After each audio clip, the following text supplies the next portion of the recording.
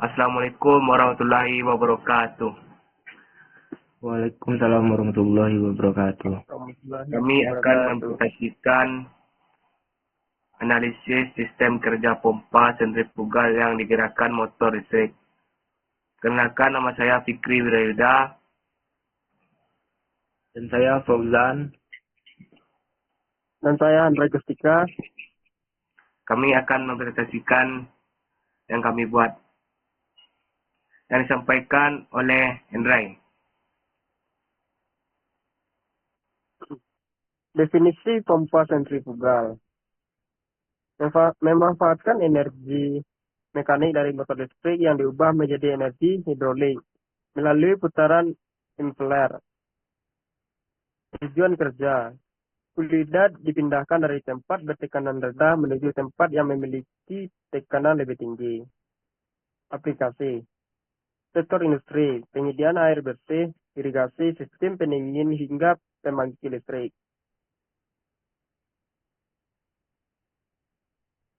Rumusan masalah dan tujuan. Rumusan masalah.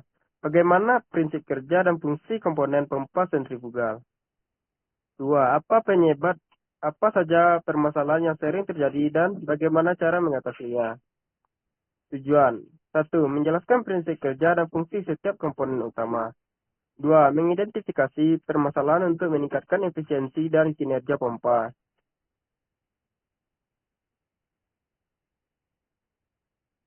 Pengertian pompa sentrifugal. Pompa sentrifugal memanfaatkan gaya sentrifugal yang dihasilkan oleh putaran impeller untuk memindahkan cairan melalui sistem perpipaan dengan debit dan tekanan tertentu. Keunggulan.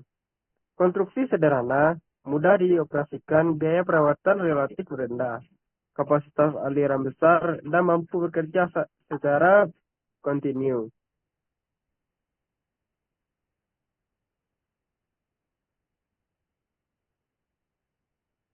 Prinsip kerja pompa sentrifugal. Proses hisap. Putaran impeller menghasilkan gaya sentrifugal sehingga tekanan di bagian tengah impeller menjadi lebih rendah dari tekanan luar dan cairan terhisap masuk. Proses tekan. Energi kinetik cairan diubah menjadi energi tekanan ketika melewati rumah pompa. Volute casing. Menuju saluran keluar. Kondisi penting. Saluran hisap harus selalu terisi cairan agar pompa tidak kehilangan daya hisap. Loss of prime.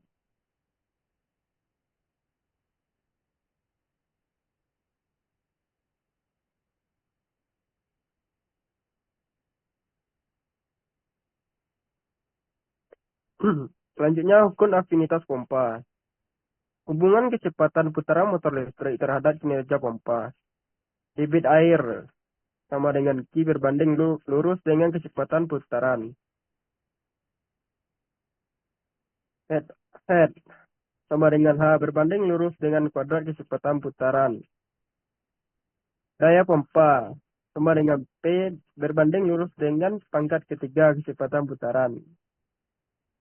Next. Oke, selanjutnya dibacakan oleh Fauzan. Komponen utama pompa sentrifugal. Yang pertama adalah motor listrik yang digunakan untuk sumber tenaga penggerak pompa. Yang kedua adalah kopling yang digunakan untuk menghubungkan poros motor dengan poros pompa. Yang kedua adalah poros. Dan yang ketiga adalah poros, meneruskan putaran motor menuju impeller. Yang keempat adalah impeller memberikan energi pada fluida melalui gaya sentrifugal. Yang kelima adalah casing, yaitu rumah pompa, mengarahkan aliran fluida dan mengubah energi kecepatan menjadi energi tekanan. Yang keenam adalah saluran hisap yang digunakan untuk jalur masuk dan keluarnya fluida. Dan yang terakhir adalah bearing dan seal, menumpang poros dan mencegah kebocoran fluida. Data pengamatan pompa yang digunakan yaitu adalah waktu operasi 63 sampai 68 detik per pengujian. Konsumsi energi yaitu 0,0175 sampai 0,0187 kW. kHz. Volume air dipindahkan sebesar 0,016 meter per kubik. Detik aliran berkisaran 0,000233 sampai 0,000249 meter per second. Daya pompa, daya input sebesar 0,99 kW. Dan yang terakhir adalah daya hidrolik. Energi nyata pemindahan fluida sekitar 0,082 sampai 0,088 kW. Perhitungan kinerja pompa. Yang pertama adalah perhitungan debit. Yang bisa dipakai rumusnya adalah Q sama dengan V per T. Dan perhitungan daya hidrolik yang bisa digunakan rumus PH P kali G kali Q kali H. Perhitungan efisiensi bisa digunakan rumus seperti di bawah. Analisis operasi pompa. Temuan efisiensi. Efisiensi hasil pengujian lab berkisar sekitar 8-9%, sedangkan efisiensi berdasarkan data nameplate pabrik mencapai 19,86%. Penyebab kehilangan energi. Yang pertama adalah gesekan fluida di dalam pipa yang panjang. Yang kedua adalah rugi pada sambungan belokan. Yang terakhir adalah rugi mekanis akibat gesekan pada bearing dan poros pompa. Baik, saya lanjutkan. Analisis gangguan pada pompa sentrifugal. Kavitasi adalah terbentuknya gelembung uap akibat tekanan sisi hisap terlalu rendah, menyebabkan suara berisik antara meningkat dan impeller cepat rusak. Kebocoran mekanikal sel adalah menyebabkan kehilangan fluida dan penurunan tekanan pompa. Bearing aus adalah menimbulkan getaran tidak stabil dan suara berisik. Impeller aus adalah menyebabkan penurunan debit dan tekanan pompa. Motor overload adalah suhu motor meningkat akibat beban terlebih dan atau penyumbatan saluran pipaan.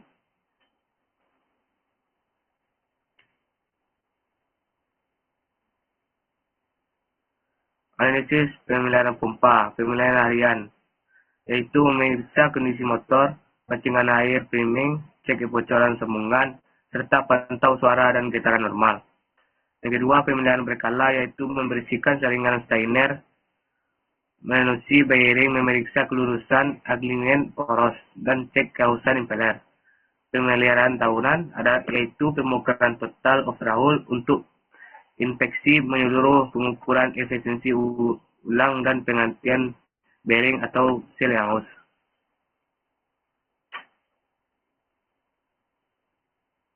Kesimpulannya, mekanisme kerja yaitu pompa bekerja mengubah energi listrik menjadi energi mekanik via motor. Lalu diteruskan impeller menjadi gaya sentrifugal untuk mengalir fluida secara kontinu. Yang kedua, penyebab rendahnya efisiensi yaitu efisiensi aktual pengujian 8-9% lebih rendah dari nameplate 19,86% karena adanya kehilangan energi. Berapa rugi gesek pipa dan sambungan. Yang terakhir, kesimpulan akhir, pemeliharaan rutin berkala sangat penting untuk mengurangi rugi-rugi energi, menjaga kendala sistem dan memperpanjang umur kaki pompa.